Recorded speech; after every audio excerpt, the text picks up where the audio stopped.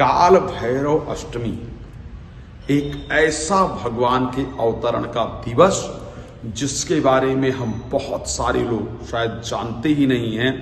ना जानने के कारण ही इसका जो लाभ प्राप्त करना चाहिए वो नहीं कर पाते हैं। आप जानते हैं वर्ष में एक ऐसा दिन आता है जिस दिन की आराधना करके, जिस दिन परमात्मा से आप अपने आप को जोड़ करके, देवाधिदेव महादेव से जोड़ करके अपनी समस्त नकारात्मक शक्तियों को दूर कर सकते हैं, एंजाइटी को दूर कर सकते हैं, फोबिया को दूर कर सकते हैं, डिस्ट्रैक्शन को दूर कर सकते हैं, किसी प्रकार भी मृत्यु का भय है तो उसको दूर कर सकते हैं, नजर दोष दूर कर सकते हैं, किसी ने कुछ किया है, तंत्र मंत्र जादू टोना, ये सब कुछ आप दूर कर सकते हैं, भूत प्रेत बाधा इत्यादि को दूर कर सकते हैं।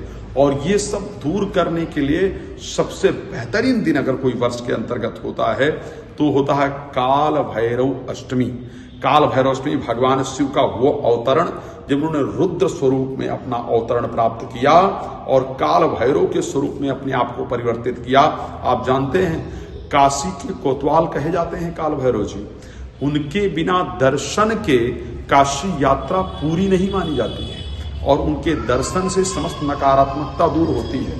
ध्यान रखिएगा, ये जो समय मिलने जा रहा है ना, ये बड़े सौभाग्य का समय है। पंचांग से इसलिए तिथि देखकर आपको बता रहा हूं, 22 तारीख को शाम को 6:08, ध्यान रखिएगा 22 तारीख शाम 6:08 से लेकर के 23 तारीख को शाम को 7:58 तक ये तिथि रहने वाली है, जिसमें भगवान शंकर का जो काल भैरव स्वरूप का अवतरण हुआ था ना, ये पूरा वो पॉजिटिव समय होगा।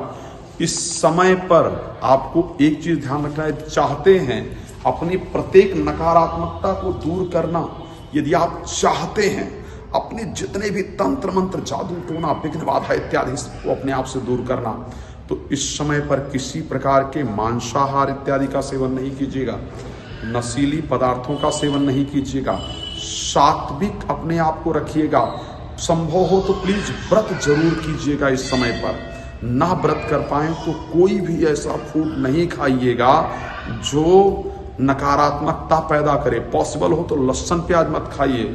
और ध्यान रखिएगा इस समय पर ओम काल भैरवाय नमः, ओम काल भैरवाय नमः, इस मंत्र का श्रद्धा पूर्वक बैठ करके रात्रि में, ध्यान रखिएगा 22 तारीख की जो रात्रि होगी वो बहुत महत्वपूर्ण होगी। शाम को 6:06 पर इस तिथि का जो प्रारंभ है वो हो जाएगा। काल भैरव का ध्यान कीजिएगा।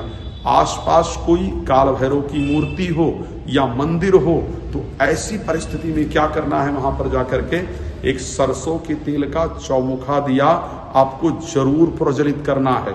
एक नींबुओं की पूरी माला बना करके, कम से कम 21 नींबुओं की माला बना करके वहां पर श्रद्धा से जरूर अर्पण करना है।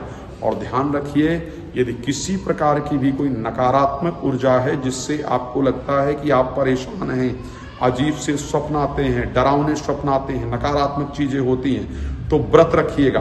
ध्यान रखिए शाम को 6:06 पर 22 तारीख के बाद भोजन फिर नहीं करना है, दूध फलाहार इत्यादि आपको लेना है। अगले दिन शाम को 7:07 तक ये पूरा समय है जिस समय दूध फलाहार इत्यादि सेवन करना है।